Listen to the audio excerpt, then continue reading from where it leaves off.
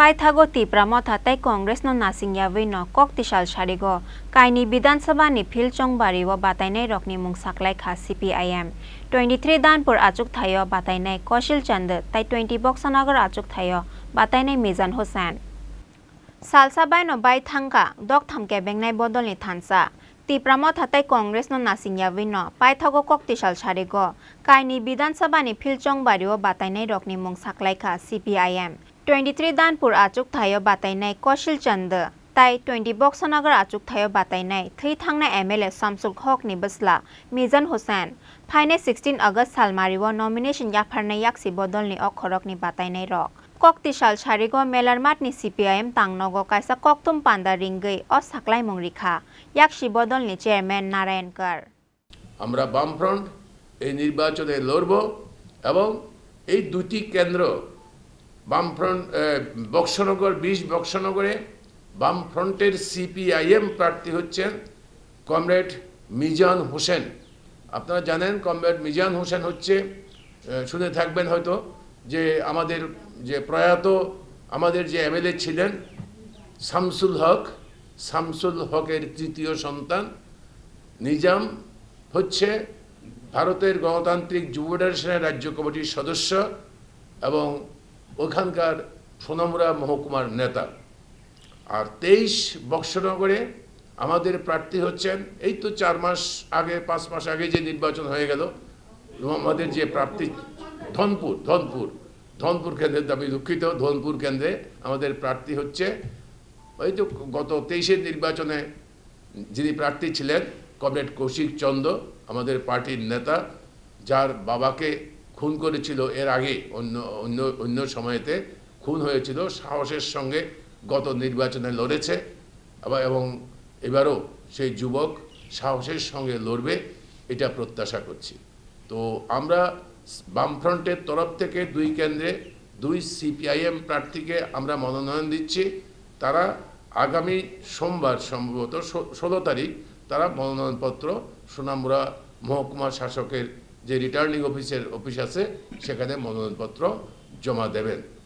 এই নির্বাচনে আমরা বামফ্রন্ট আমি আবেদন করব আমাদের রাজ্যের বিজেপি যে সমস্ত রাজনৈতিক দল সংস্থা বা বিভিন্ন অংশের মানুষ যারা বিজেপিকে পরাজিত করবার জন্য সর্বত উদ্যোগ নেই, কংগ্রেস সহ সমস্ত রাজনৈতিক দলের কাছে আমাদের অনুরোধ থাকবে এই সুযোগকে হাতছাড়া করবেন না। বিজেপিকে পরাজিত করুন, বিজেপি ভোটকে এক জায়গায়, বিজেপি বিরোধী সমস্ত ভোটকে এক জায়গায় সমন্বিত করুন এবং সেটা করবার জন্য আমরা বামফ্রন্ট সিদ্ধান্ত নিয়েছি। আপনাদের কাছে আবেদন জানাচ্ছি এবং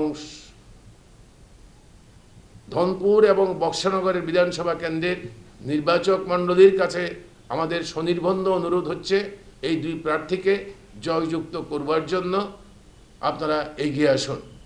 ভারতের নির্বাচন কমিশন এই নির্বাচন পরিচালনা করবার কথা।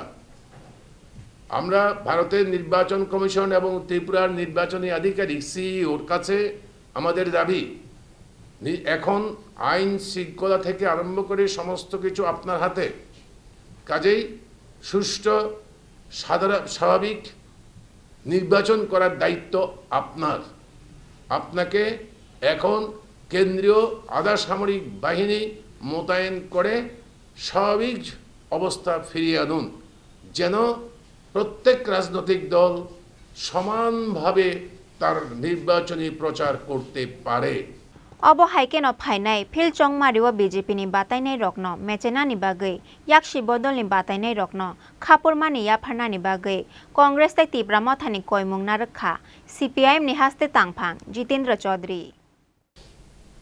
গতকাল আমাদের সাথে আমরা বামফ্রন্টের তরফ থেকে CPIM এর 3 জন নেতৃত্ব আমরা ছিলাম এবং সেখানে জাতীয় কংগ্রেসেরও 3 জন বরিষ্ঠ নেতা এবং ত্রিপুরা মথা দলেরও নেতা এবং ত্রিপুরা বিধানসভার মাননীয় বিরোধী দল নেতা অনিমেষ দেববর্মা মহোদয় আমরা প্রাথমিকভাবে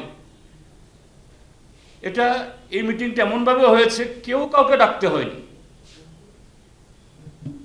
কেউ কাউকে ডাকতেও হয়নি, কেউ কাউকে বলতেও হয়নি। প্রায় স্বতঃস্ফূর্ত একটা তাগিদে এ রাজ্যের মানুষের যে উপলব্ধি, আকাঙ্ক্ষা এবং সারা দেশে যে প্রবাহ, তার তাগিদে গতকাল আমাদের মধ্যে একটা বৈঠক হয়েছে কয়েক ঘন্টার, এবং সেখানে দ্ব্যর্থহীনভাবে সেখানে যারা উপস্থিত তারা বলেছেন যে না, ভারতীয় জনতা পার্টিকে কিছুতেই এই পার পাইয়ে দেওয়া যাবে না, বিরোধী ভোট যাতে ভাগ না হয় তার জন্য সমস্ত প্রকার উদ্যোগ গ্রহণ করতে হবে, এবং রাজ্যে গণতন্ত্র পুনরুদ্ধারে আজকের যে অরাজকতা, এটাকে রোখার জন্য একসাথে চলতে হবে। তো সেই জায়গাতে স্বাভাবিকভাবেই যখন এরকম তিনটা দলে আলোচনা হয় এবং নির্বাচনকে সামনে রেখে এই কোন দল প্রতিদ্বন্দ্বিতা করবে, কারা প্রার্থী দেবেন, আলোচনা হয়েছে। আমরা আমাদের পার্টির থেকে, বামফ্রন্টের তরফ থেকে আমরা বলেছি যে শুধুমাত্র গত বিধানসভা কেন্দ্রের ফলাফলের নিরিখে না, ধনপুর এবং বক্সনগর এই দুটা বিধানসভা কেন্দ্র, এটা চিরাচরিতভাবে ট্র্যাডিশনালি বামফ্রন্টের তথা সিপিআইএমের শক্ত ঘাঁটি। এখানে কমরেড সমর চৌধুরী, কমরেড মানিক সরকার লাগাতার বহু বছর জিতেছেন। এবছরও এই 23-এর ভোটেও ফলাফল আপনাদের সবার কাছে আছে। যদি সেখানে তৃতীয় প্রার্থী না থাকতো তাহলে অনায়াসে এই প্রতিকূল পরিস্থিতিতে ভারতীয় জনতা পার্টি যে ধরনের পরিবেশ তৈরি করেছে, কালো টাকার খেলা খেলেছে, সব কেন্দ্রে না হলেও সেই বিধানসভা কেন্দ্রের কয়েকটা বুথে সেখানে এই ভোটেও এরা কারচুপি করেছে, জবরদস্তি করে আমাদের এই পুলিং এজেন্টদের ঢুকতে দেয়নি বা বের করে দিয়েছে, ভোটারদের আটকেছে। এরপরও মাত্র 1003 ভোটে জিততে পেরেছে, 3 থেকে কিছু বেশি। আর তৃতীয় একটা পার্টি, তারা পেয়েছেন 8600 ভোট। যদি এই তৃতীয়